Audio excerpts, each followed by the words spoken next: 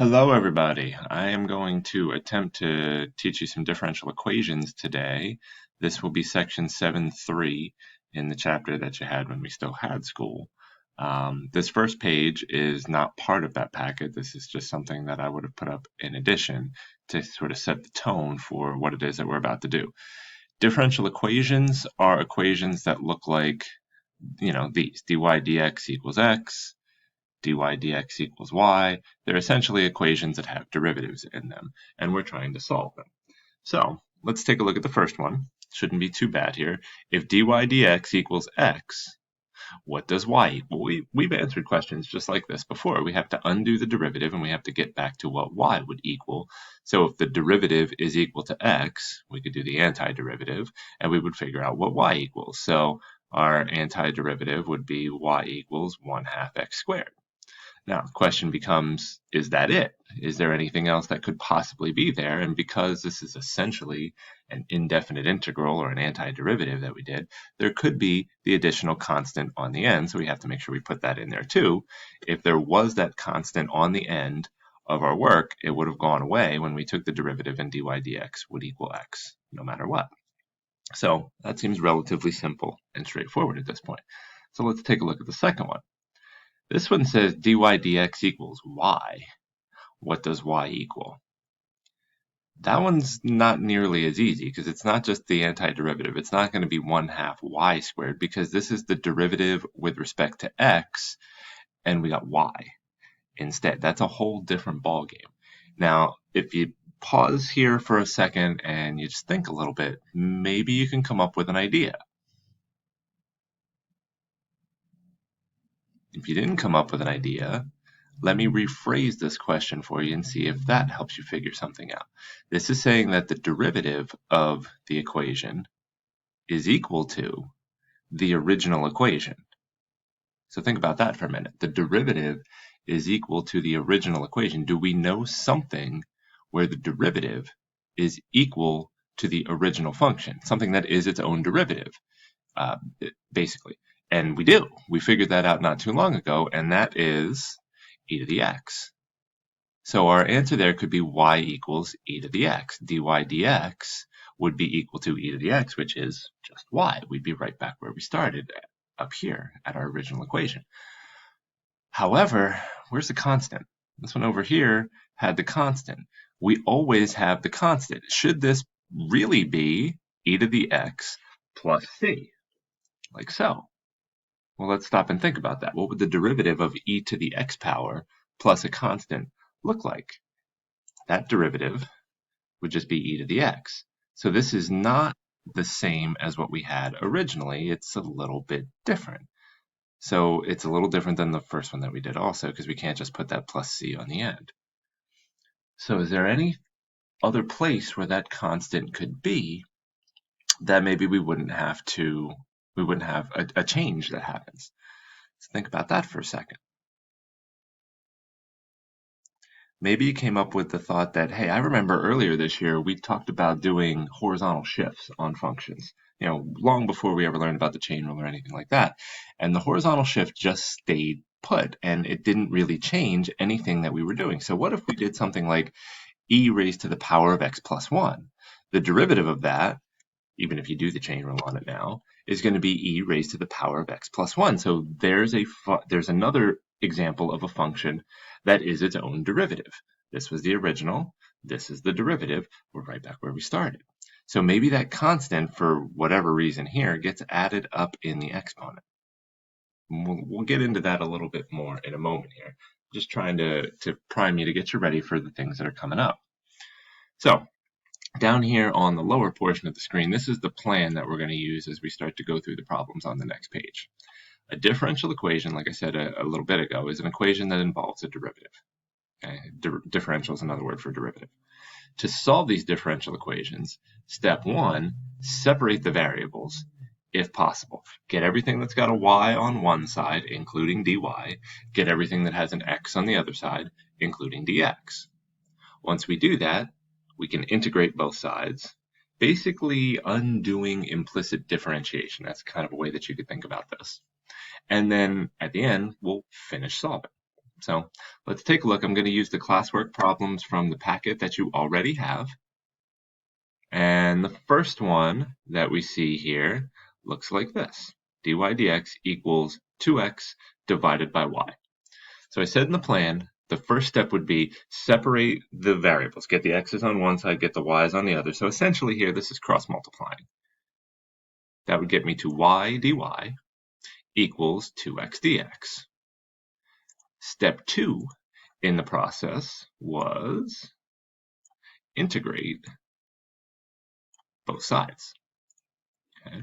So over here, what is the integral of y dy? Well, we can reverse power rule on that because the y's and the dy's are in agreement with one another. So we don't have to do anything very fancy there. The integral of y on that side will be 1/2 y squared. And then over here on this side, this one we've definitely done lots before, the integral of 2x dx will be x squared. So that takes me down here. 1/2 y squared equals x squared plus c. You'll notice that I put the constant on the x side of the equation. I did not put one over here on the y side of the equation. Now I could have put that constant over there on the y side as well. But I remember that step 3 in this plan was let's solve for y. And so the first thing I would do is I would move the constant over here and combine it with this constant. I'm not saying they cancel out. This could be like constant 1. This could be constant 2. They might not cancel out, but eventually I can put this constant that's green together with this constant over here that's blue, and it would make a different constant. So short story long, I'm not going to bother putting the plus c on the y side of the equation. I want to get the y by itself anyway, so the less that's on that side of the equation, the less I have to undo by algebra. Okay, so now I need to solve for y because that's what we want to do here. So I'm going to multiply both sides by 2. So I've got y squared equals 2x squared plus c. You may notice the constant didn't change. If I double this constant, it's not necessarily the same one, but guess what? It's still a constant. So I'm just going to still leave it as c. Then to solve for y, we got a square here we got to undo. So we'll take the square root of both sides. Y equals plus or minus the square root of 2x squared plus c. That'll be the answer to the first problem. Okay. Put the video on pause now and see if you can work through question 3 and question 4, and then come back and let's see how it went. All right, now that we're back, let's check out example 3. My first step is going to be separate the variables. So again, I'm essentially cross multiplying. dy's, dx's, that's going to get me to here. 3y squared dy equals x plus sine x dx. Now I will integrate on both sides. And over here, my antiderivative of 3y squared will be y cubed. And x plus sine x dx, that's going to give me 1/2 x squared minus cosine x. And then again, I'm just leaving the plus c on the x side of the equation.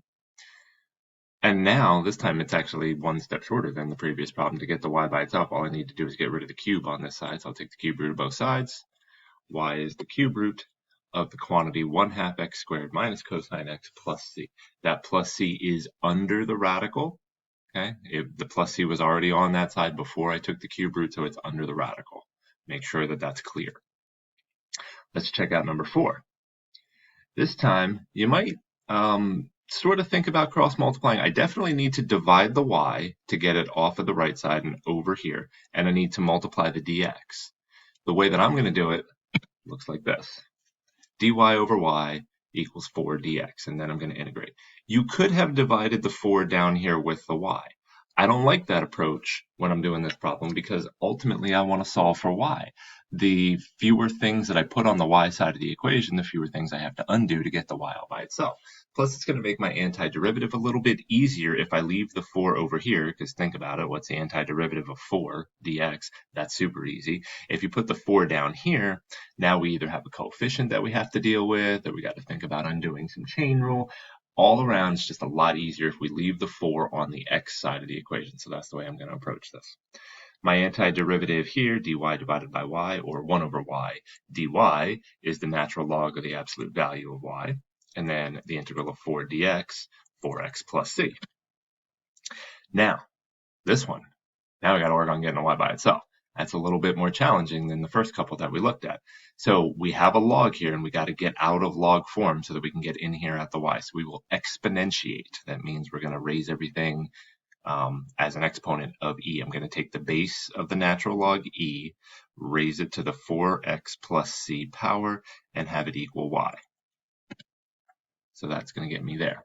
You'll notice that I dropped the absolute value bars on the y. I'll explain that in just a moment. So I've got y equals e raised to the power of 4x plus c. But I can do a little bit more with this. I can try to simplify this, clean it up a little bit more.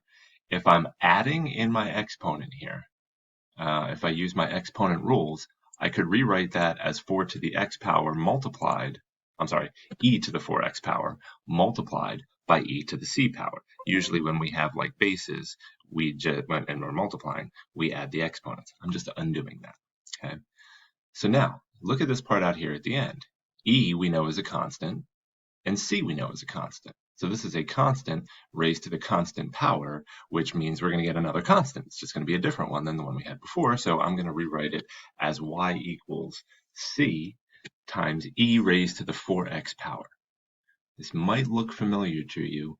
It might look a little like the PERT formula from continuously compounded interest, and that's because it is. Surprise! So try some more of these problems. Some of the answers are posted in Classroom. See if we can work on solving differential equations, and I'll be back soon to give you another video that talks about slope fields. That's the next part coming up. Have a good one. Be safe.